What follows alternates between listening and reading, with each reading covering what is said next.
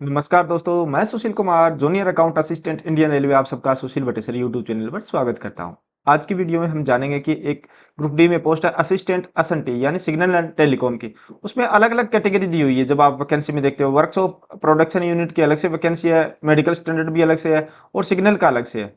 तो इन दोनों में से कौन सा अच्छा है, कैसे जॉब प्रोफाइल है इन दोनों का अलग-अलग और प्रमोशन दोनों में कैसा है, इस बारे में हम इस वीडियो में जानेंगे। यदि आप मेरे चैनल पर नए हो तो चैनल को सब्सक्राइब कर लें, जिसका एक फायदा तो यह है कि मैं अपने कम्युनिटी टैब पर डेली रेलवे के प्रीवियस ईयर के क्वेश्चन डालता हूं, जो आपकी तैयारी में आपकी मदद करते हैं। इसके साथ साथ सभी रेलवे जॉब की जॉब प्रोफाइल बनाकर मैंने अपने चैनल पर अपलोड कर रखी है, तो आप चैनल पर विजिट कर देख सकते हो। उसमें ग्रुप डी, एनटीपीसी सभी को इंक्लूड किया गया है।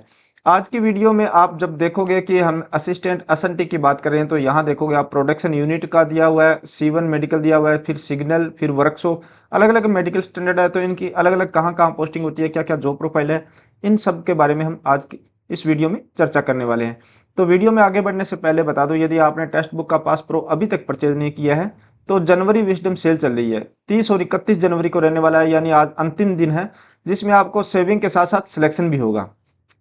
699 वाला पास प्रो मात्र 351 रुपये में मिल रहा है। यदि आप मेरा कोड BAT यूज करते हो तो आपको इंस्टेंट 12% का डिस्काउंट भी मिल जाएगा। टेक्स्ट बुक आपको प्रोवाइड करवाता है सभी एग्जाम के, जैसे रेलवे हो गया, SSC हो गया, बैंकिंग हो गया या अदर स्टेट गवर्नमेंट के जॉब हो गए, उनके सभी के मॉक टेस्ट और PYQs।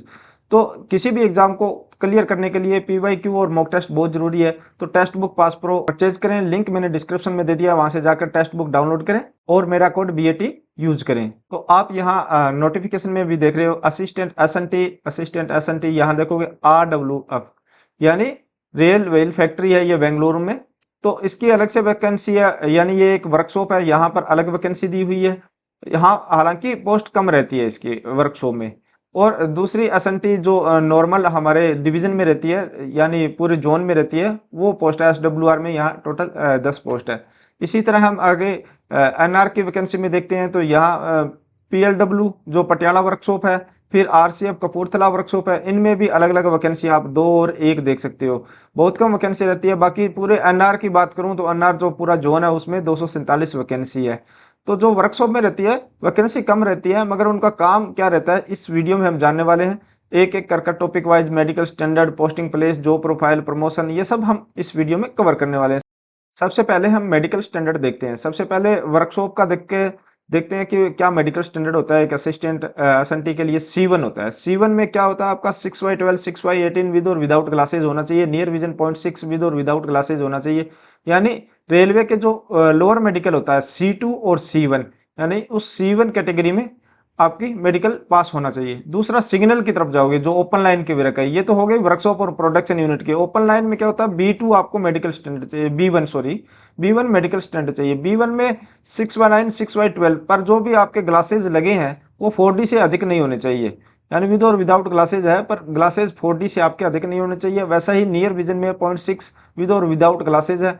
इसमें आपको कलर ब्लाइंडनेस टेस्ट भी पास करना होगा। Colour vision test, binocular vision, night vision, mesopic vision, ये सभी टेस्ट पास करने होंगे। यानी जिन कैंडिडेट के कलर ब्लाइंडनेस है वो B1 कैटेगरी में नहीं आते, वो B2 एंड बिलो कैटेगरी में आते हैं। यानी इस पोस्ट को वो प्रेफरेंस में ना ही दे तो अच्छा है, यदि कलर ब्लाइंडनेस है फिर वो इस पोस्ट को दे सकते हैं।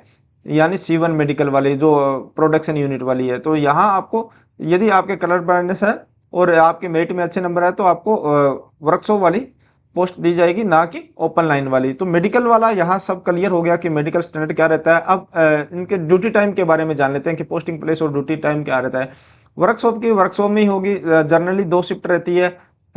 वैसे कभी कभी किसी वर्कशॉप में 3 शिफ्ट भी देखने को मिलता है। वैसे जनरली डे में ही इनका ज़्यादा वर्क रहता है।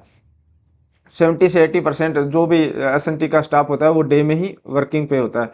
बाकी बात करें सिग्नल जो ओपन लाइन की बात है, ओपन लाइन में आपके स्टेशन पे पोस्टिंग होती है। एक स्टेशन दिया जाता है, उसके साथ साथ छोटे 2-3 हाल्ट स्टेशन भी दिए जाते हैं और आपकी ड्यूटी 24 घंटे मानी जाती है। यानी इमरजेंसी में आपको कभी भी बुलाया जा सकता है। आप बिना परमिशन हेडक्वार्टर लीव नहीं ले सकते, यानी हेडक्वार्टर छोड़कर नहीं जा सकते बिना परमिशन। 24 घंटे आपको ड्यूटी पर समझा जाता है इस पोस्ट में। तो यहाँ दोनों में हमने फर्क जान लिया कि वर्कशॉप में आपको एक फिक्स काम रहता है, ज़्यादा नहीं रहता कि जैसे ही 8 घंटे की शिफ्ट होती है, 8 घंटे के बाद आपको ड्यूटी से छोड़ दिया जाता है और आप अपना निजी कार्य कर सकते हो। वहीं 24 घंटे ड्यूटी पर समझा जाएगा ओपन लाइन में। तो मेन डिफरेंस तो ये है। दूसरा जॉब प्रोफाइल के बारे में बात करूं तो जॉब प्रोफाइल पर मैंने एक डिटेल वीडियो बनाई हुई है एसएनटी की कि क्या जॉब प्रोफाइल रहती है उसकी, कैसे कैसे ट्रेनिंग होती है, कैसे उनकी पोस्टिंग होती है, कैसे प्रमोशन होता है। ये सब पूरा देखना चाहते हो तो मैंने ऊपर आई बटन में भी लिंक दे दिया है, डिस्क्रिप्शन में भी लिंक दे दूंगा इस वीडियो का, आप वहां से जाकर देख सकते हो। बाकी मोटा मोटा आपको बता दूं, वर्कशॉप में जो पोस्ट है मैंने दिखाया, एक और दो पोस्ट रहती है। वर्कशॉप में क्या होता है, जब कोई भी वेगन या फिर पूरी ट्रेन जब रेडी होती है या वर्कशॉप प्रोडक्शन यूनिट में रिपेयर होने के लिए आती है, तो उनके भी लाइन चेंज होती है अलग अलग शॉप में जाने के लिए। वेल्डिंग शॉप हो गई, फिर पेंट शॉप हो गई, फिर जो ट्रैक्शन शॉप हो गई, अलग अलग शॉप होती है। तो वहां जाने के लिए भी जो आप देख रहे हो ऐसे सिग्नल बॉक्स लगे होते हैं, कंट्रोल बॉक्स भी बोलते हैं, कांटे लगे होते हैं जो ये रिपेयर हो रहे हैं, तो इन सब का कार्य वहां रहता है। तो एसएनटी का मेन वहां यही कार्य रहता है कि जो लाइन वगैरह चेंज हो रही है उनको मेंटेनेंस करके रखना, और जो भी सिग्नल वगैरह होते हैं उनको मेंटेन करके रखना। तो ये इसलिए बहुत कम वर्कशॉप में पोस्ट रहती है, इनकी एक दो पोस्ट ही रहती है। बाकी ओपन लाइन में इनका पूरा वर्क रहता है। ओपन लाइन के लिए ये मैंने पूरी वीडियो भी बना रखी है, इसमें अलग अलग तरह के कार्य रहते हैं। आपको एक स्टेशन पे जो भी पैनल वगैरह लगे होते हैं उनको रिपेयर करना, रिले रूम होता है, रिले रूम में भी आपको जाकर उसकी साफ सफाई करना विथ परमिशन ऑफ एसएससी या जेई की परमिशन आपके साथ होनी चाहिए। या फिर जो भी कांटे वगैरह लगते हैं जहाँ से लाइन चेंज होती है उनको रिपेयर करना। सिग्नल लगे होते हैं उनमें कोई फॉल्ट हो गया तो उनको चेक करना, सिग्नल वालों का ये काम होता है। एक टेलीकॉम वालों का टेलीकॉम डिपार्टमेंट में अलग से काम होता है, जो जैसे आपने स्टेशन मास्टर के पास टेलीफोन रखे होते हैं उनकी रिपेयरिंग वगैरह का कार्य रहता है। बाकी जैसे कोई फाटक वगैरह पे फॉल्ट हो गया, जो फाटक प्रॉपरली वर्क नहीं कर रहा, वहां भी एसएनटी का ही कार्य रहता है। तो असिस्टेंट एसएनटी का कार्य सिर्फ असिस्ट करना होता है, उनके साथ आपके साथ जेई भी रहेगा, टेक्नीशियन स्टाफ भी रहेगा, एमसीएम भी रहेगा, तो पूरा स्टाफ रहता है। आपको सिर्फ असिस्ट करना होता है, जो भी आपका टेक्नीशियन स्टाफ है उसके साथ रहना है, टूल्स वगैरह प्रोवाइड कराना, साफ सफाई, जैसे ये बक्से वगैरह आपको दिखाई दे रहे हो इनकी साफ सफाई करना टाइम टू टाइम, कोई धूल मिट्टी या पानी वगैरह ना लगे, क्योंकि ये सिग्नल बॉक्स होते हैं, यहाँ से सिग्नल दिए जाते हैं। जो ये सिग्नल आप रेड ग्रीन वगैरह देखते हो जब ट्रेन गुजरती है पटरी से, तो आप देखते होंगे वहाँ ऐसे बॉक्स लगे होते हैं साइडों में, तो इनका मेंटेनेंस वगैरह रहता है। मेनली यही वर्क रहता है, बाकी आप डिटेल में इस वीडियो में देख सकते हो। अब बात करते हैं प्रमोशन की। तो प्रमोशन एसएनटी हेल्पर का बात करूं तो पहला एक नॉर्मली एग्जाम होता है, एक सिंपल सा एग्जाम होता है, जो इन्होंने कार्य किया है उससे रिलेटेड एक फॉर्मल टाइप एग्जाम होता है। वो जब एग्जाम क्लियर कर लेते हो तो टेक्नीशियन ग्रेड 3 पर प्रमोट कर दिए जाते हो, और इसमें लगभग सभी 99.99% पास कर लेते हैं। फिर आपके सीनियरिटी के बेस पर जितनी पोस्ट वैकेंट है उसके अकॉर्डिंग आपका प्रमोशन हो जाता है। यहाँ नॉर्मली प्रमोशन की बात करूं, ओपन लाइन और वर्कशॉप दोनों की बात करूं, एवरेज तो 3 से 4 साल में पहला प्रमोशन लग जाता है। फिर दूसरा प्रमोशन यहाँ भी एक आपको छोटा सा एग्जाम देना होगा। ये सिग्नल से रिलेटेड एग्जाम होता है, सिग्नल की जो टर्म्स वगैरह पूछी जाती है इसमें। यहाँ भी आपको 3 से 4 साल लग जाते हैं टेक्नीशियन ग्रेड 2 तक पहुंचने में। फिर ऊपर कोई एग्जाम नहीं होगा टेक्नीशियन फर्स्ट तक पहुंचने में। यहाँ आपको थोड़ा ज़्यादा टाइम लगता है, 4 से 5 साल, 5 से 6 साल। ये भी आपकी कैटेगरी और जहाँ आपकी पोस्टिंग प्लेस है उस पर डिपेंड होता है कि कितनी पोस्ट वैकेंट है और आपकी क्या कैटेगरी है, ओबीसी, एससी, एसटी, क्योंकि जिस कैटेगरी की सीट वैकेंट होगी वहीं आपको प्रमोट किया जाता है। तो यहाँ टेक्नीशियन फर्स्ट तक पहुंच जाते हो। यहाँ से फिर एमसीएम 4200 ग्रेड पे तक लगभग ये मान के चलो कि 5 से 7 साल के बीच में पहुंच ही जाते हैं 4200 ग्रेड पे तक। यदि आप टेक्नीशियन फर्स्ट तक पहुंच गए हो तो यहाँ कोई एग्जाम नहीं होता, 4200 ग्रेड पे मिल जाता है। इससे ऊपर यदि जाना है आपको, 4200 में एक एमसीएम होता है, एक जेई होता है। जेई बनने के लिए आपको जीडीसी एग्जाम क्लियर करना होगा। इसके लिए आपके पास क्वालिफिकेशन होनी चाहिए, यानी आप जब लेवल 1 पे भर्ती होते हो 1800 ग्रेड पे पर, जब आपके पास यदि डिप्लोमा है या डिग्री है एसएनटी से रिलेटेड, या कुछ ऐसा डिप्लोमा कर रखा है आपने, तो आप जीडीसी से यदि एसएनटी डिपार्टमेंट के जेई की वैकेंसी आती है तो आप डायरेक्ट देकर जेई लेवल 6 में जा सकते हो। जीडीसी का ये फायदा है, सिर्फ आपके पास क्वालिफिकेशन होना चाहिए। फिर होता है एलडीसी एग्जाम। एलडीसी एग्जाम में आपके पास जो भी सीनियरिटी बेसिस पे 30 और 70% दो रहते हैं इसमें, रैंकर कोटा और प्रमोटी कोटा। तो जो भी सीनियर है पहले उनको भी इसमें 30% रिजर्वेशन रहता है कि वो प्रमोट होकर जेई पर सिलेक्ट हूँ। बाकी 70% यदि आपके 4200 पर 3 साल की सर्विस कंप्लीट हो चुकी है तो आप इसके लिए एलिजिबल हो इंटरनल एग्जाम देकर। इसके लिए आपके पास क्वालिफिकेशन होना कोई ज़रूरी नहीं, इसमें सिर्फ आपके एमसीएम पर यानी 4200 ग्रेड पे पर 3 साल जॉब कंपलसरी है। इसके बाद आप एलडीसी एग्जाम देकर जेई के लिए अप्लाई कर सकते हो। यदि आप क्वालिफाई करते हो तो जेई पर प्रमोट कर दिए जाते हो और जेई के बाद एसएससी 3 से 4 साल बाद एसएससी यानी 4600 ग्रेड पे पहुंच जाते हो। 4600 से लेकर फिर 5400 तक आप आसानी से जा सकते हो। रेलवे में 5400 तक लास्ट ग्रेड पे है ग्रुप सी का, वहां तक आसानी से जा सकते हो। यहाँ हमने प्रमोशन देख लिया ग्रुप डी के असिस्टेंट एसएनटी पोस्ट का। वहाँ दोनों जगह वर्कशॉप हो या चाहे ओपन लाइन हो, वर्कशॉप इनका प्रमोशन होता है वो सेम होता है। तो ये हमने यहाँ प्रमोशन देख लिया। अभी बात करते हैं सैलरी की। बेसिक सैलरी आज की डेट में जब 53% डीए चल रहा है तब की बात कर रहा हूँ, यानी जनवरी में 53% है, अभी इंक्रीज होगा, वो अप्रैल में एरियर मिलेगा। एक्स सिटी में पोस्टिंग है। एक्स सिटी वो होती है जहां पॉपुलेशन 50 लाख से अधिक है। वाई सिटी जहां पॉपुलेशन 5 से 50 लाख के बीच में यानी जनसंख्या। और जेड सिटी वो होती है जहां छोटे स्टेशन होते हैं, 5 लाख से नीचे वाली जनसंख्या जहां आपकी पोस्टिंग होती है वो वाई सिटी मानी जाती है। यहाँ एचआरए का डिफरेंस आता है और ट्रेवलिंग अलाउंस का डिफरेंस आता है, इसलिए सैलरी अप डाउन होती है इनमें।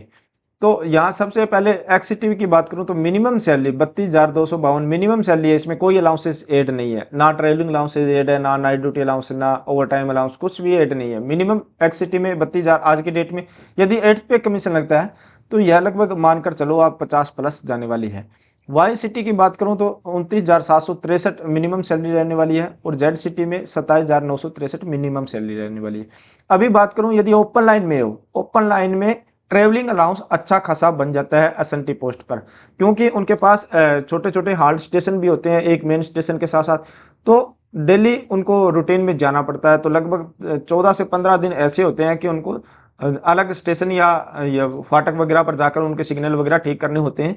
तो उनके लिए उनको 625 रुपये पर डे अलाउंस दिया जाता है, ट्रेवलिंग अलाउंस।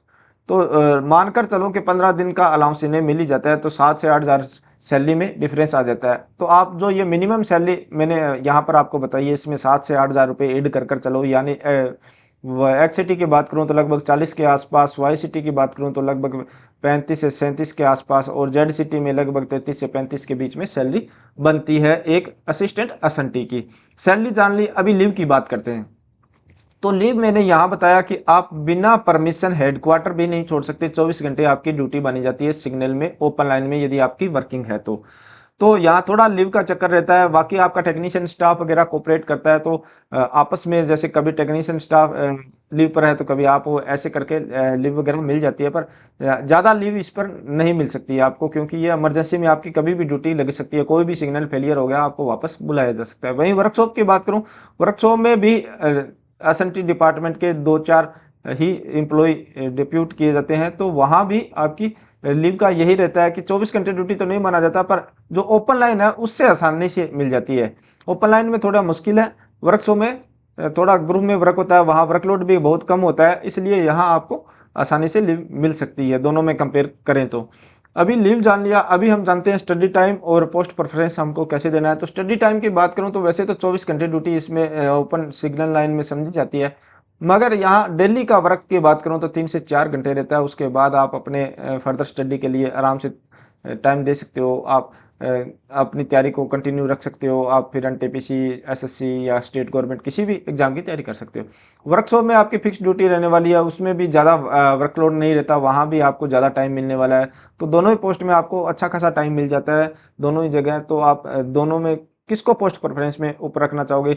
इसमें थोड़ा 24 घंटे ड्यूटी माना जाएगा, तो आपको थोड़ा सा इसमें अलर्ट रहना पड़ता है। वहीं वर्कशॉप वाली पोस्ट में आपको ऐसा नहीं है कि आपको नाइट में भी बुलाया जा रहा है, डे में बुलाया जाए, ऐसा नहीं है। तो यदि आप थोड़ा सा रिलैक्स टाइप रहना चाहते हो, क्योंकि ये वैकेंसी भी दो ही जगह है, एक तो आपके एसडब्ल्यूआर में है, दूसरा एनआर में है। यदि इन दोनों में आप अप्लाई कर रहे हो तो पहले आप वर्कशॉप वाली पोस्ट को ऊपर रखना प्रेफरेंस में, उसके बाद आप सिग्नल जो नॉर्मल जोन की वैकेंसी है उसको आप 2 नंबर पर रख सकते हो। बाकी सभी जगह तो ओनली सिग्नल की वैकेंसी है, तो आप सभी जगह सिग्नल को ही आप रखोगे प्रेफरेंस में। यह एवरेज यहाँ सैलरी अच्छी बनती है, एवरेज वर्कलोड रहता है, तो आप इसको बीच में कहीं भी रख सकते हो। 3 से 4 नंबर पर, 4 से 5 नंबर पर कहीं आप रख सकते हो। अच्छी पोस्ट है, प्रमोशन भी इसमें ठीक ठाक है, टाइम टू टाइम प्रमोशन होता रहता है। तो आज की वीडियो में हमने एस&टी के बारे में जाना। बाकी आप 14 की 14 पोस्ट में क्या फ़ायदे और क्या नुकसान है इसके लिए देखना चाहते हो तो मैंने एक सेपरेट वीडियो इसके लिए बनाया है कि कौन सी हाई सैलरी वाली पोस्ट है, फर्दर स्टडी के लिए कौन सी बेस्ट पोस्ट है, किस पोस्ट के क्या नुकसान है, क्या फ़ायदे हैं, गर्ल्स के लिए कौन सी अच्छी है। तो यह वीडियो आप देख सकते हो, डिस्क्रिप्शन में इसका लिंक दे दूंगा। बाकी 8th पे कमीशन में ग्रुप डी की आपकी मिनिमम सैलरी क्या रहने वाली है, क्या रियल चेंज आने वाला है उस सैलरी में, तो उसके लिए भी मैंने एक सेपरेट वीडियो बना रखी है। इसका भी लिंक मैं डिस्क्रिप्शन में दे दूंगा, आप वहां पर जाकर देख सकते हो। बाकी ग्रुप डी के जितनी भी पोस्ट है उनकी सभी की जॉब प्रोफाइल मैंने अपने चैनल पर अपलोड कर रखी है, एक प्ले लिस्ट बनाकर railway group D job profile के नाम से। तो आप वहां पर जाकर सभी को कंप्लीट डिटेल में देख सकते हो, promotion, salary, posting place, duty time, ये सब मैंने डिटेल में बताया हुआ है पूरा का पूरा। तो आप वहां से जाकर पूरा देख सकते हो। बाकी यह वीडियो आपको कैसी लगी, अच्छी लगी हो तो लाइक करें, दोस्तों के साथ शेयर करें। इसके अलावा आप मुझे टेलीग्राम या इंस्टाग्राम पर भी फॉलो कर सकते हो, जिसका लिंक मैंने डिस्क्रिप्शन में दे दिया है। वीडियो में अभी तक बने हो, चैनल को सब्सक्राइब नहीं किया तो चैनल को सब्सक्राइब करें। मिलते हैं नई जानकारी के साथ नई वीडियो में। धन्यवाद।